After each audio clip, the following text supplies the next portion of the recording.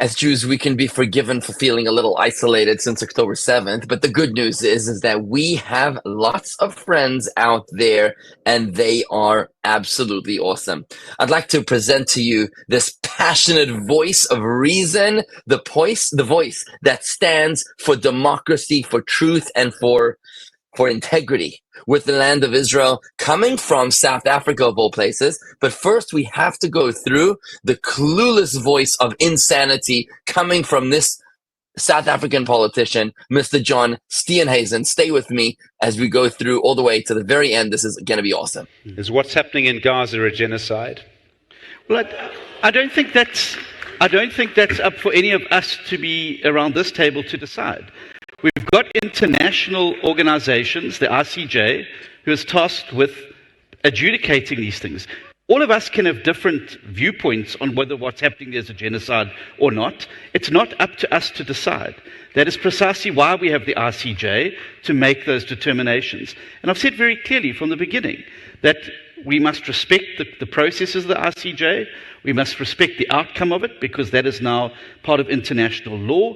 And as a party that supports international law, we will abide by whatever the outcome is. But here's the thing. We don't need to wait however long it's going to take for the ICJ to make a decision about whether it's genocide, to agree that what's happening there needs to stop immediately. We need a ceasefire, we need parties to come to the table, and we need to work towards finding a lasting peace in there. That's not something we need to wait to a year for the ICJ to decide.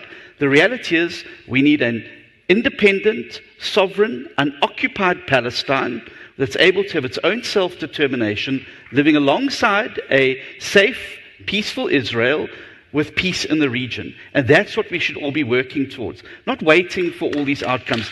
And I think Ramadan offers us the best opportunity to be able to make this clarion call now for a ceasefire. Let's get humanitarian aid in there, but let's also start looking for mature leadership in Palestine and in Israel to come together like we did in South Africa and negotiate a way forward so that they can have a lasting peace in the region. So, John, I would like to know if we wake up tomorrow and the DA has the majority, would you continue pursuing the ICJ case? Well, the case has got to continue because the case has been laid and due process has got to follow. I don't think it would be in anyone's interest to withdraw the case, nor would you be able to do so. But what I would do is be making sure that South Africa is playing a constructive role in trying to bring people together. And I think we've got a unique offer to make to the Middle East, because we too are on the brink of a war situation in South Africa. And I think the miracle of the mature leadership that then emerged on both sides to be able to come to the negotiating table where we're able to negotiate a peaceful way forward. Bombing and continuing the bombardments is not going to get the hostages released. Negotiation is going to get the hostages released. Moving towards a situation where Israel can have a safe border with a free, unoccupied Palestine is going to be the subject of negotiation. And the sooner we can all work together to get those negotiations going, I think the better it's going to be for the region, and I think the better it's going to be for the world.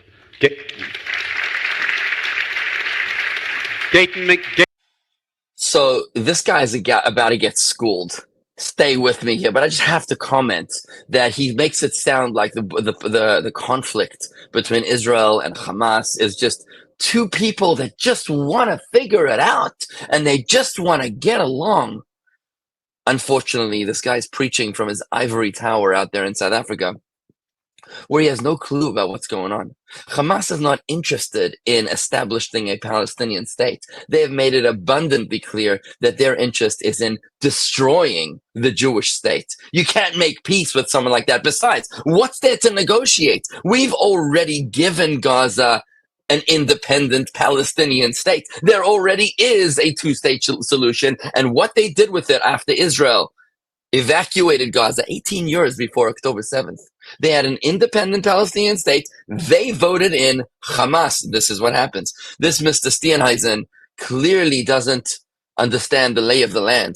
Not even once did he mention the fact that there are over 100 hostages still stuck, trapped, kidnapped inside of Gaza. There are kids, 2-year-olds, that are hostages inside of Gaza, but apparently all that he feels is necessary is just a cup of coffee and a nice conversation. He feels that the United Nations, International Criminal Courts, is the ones that have to be entrusted with the decisions on whether there's a genocide in Gaza.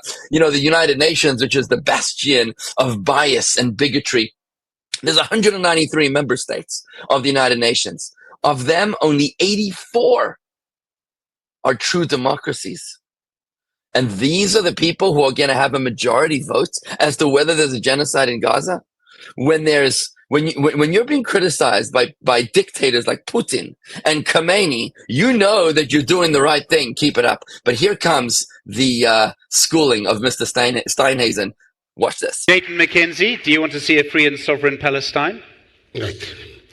I think they lie when they say white men can't dance. John has been dancing around the question here. He's not been answering the question. Let me show him how you answer the question. No, let me answer the question. Number one, there's no genocide happening there. Number two, let me answer you. When children are starving, that's no, not let genocide. me answer you. Don't tell me how I should answer you. Number two, let me tell you something. If I'm the president of this country, and let's say Lesotho comes here and they take hostages and they take children, and I will bomb Lesotho, and if they want peace, they must return the children. Nothing tells you about peace. And if I become president, I will stop that case of the ICJ, simply because the honorable minister pursues Israel. Yesterday, 22 people are shot here in Missos Plain, more than the IC, more than in Ramallah, in Palestine. They are wearing scarves of Palestine, while our people die here more than Palestine. Today they say we must be enemy. Jewish people are the enemy. I grew up poor. It was a Jewish woman in Operation Hunger. I grew up poor. It was a Jewish woman in Operation Hunger that was giving us food. It was the Jewish people that went to Mandela to jail.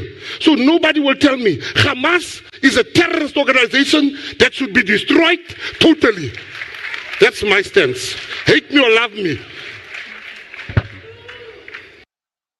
Strength to this guy, Gayton Mckenzie, for speaking the truth and letting this guy know that he is absolutely off the marker, because South Africa has got some major problems. You know that South Africa, I just want to say this, in the Rome, why did the Romans open the Colosseum? Because they were trying to distract the populace from their real problems about how they were mismanaging and the corruption inside of Rome. That's why they felt they're going to distract the people with sensationalistic gladiator games that were going to distract their attention. This is what's going on in South Africa right now. You see, South Africa is the only country in the world, the only modern city in the world, Cape Town, this gorgeous city of Cape Town, that actually ran out of fresh drinking water because of the corruption of its leaders. Johannesburg, till today, has daily power cuts, up to 10 hours of electricity cuts, blackouts, brownouts, whatever they call them, because they simply are corrupt in how they run the electricity grid. Do you know that more than half of young South Africans are unemployed, which leads to staggering rates of violent crime, earning the country of South Africa the ennoble award of having one of the highest rates of sexual violence in the world. Most of the people in South Africa live in dire poverty with staggeringly low rates of life expectancy and sky-high rates of infant mortality. The murder rates in South Africa are jaw-dropping levels, making it the 7th most dangerous country to live in the world. This is an absolutely modern case of South Africa trying to imitate the Colosseum in order to distract the populace from its true problems. But friends, South Africa is no Rome. And Mr. Steenhuisen, you are no Caesar.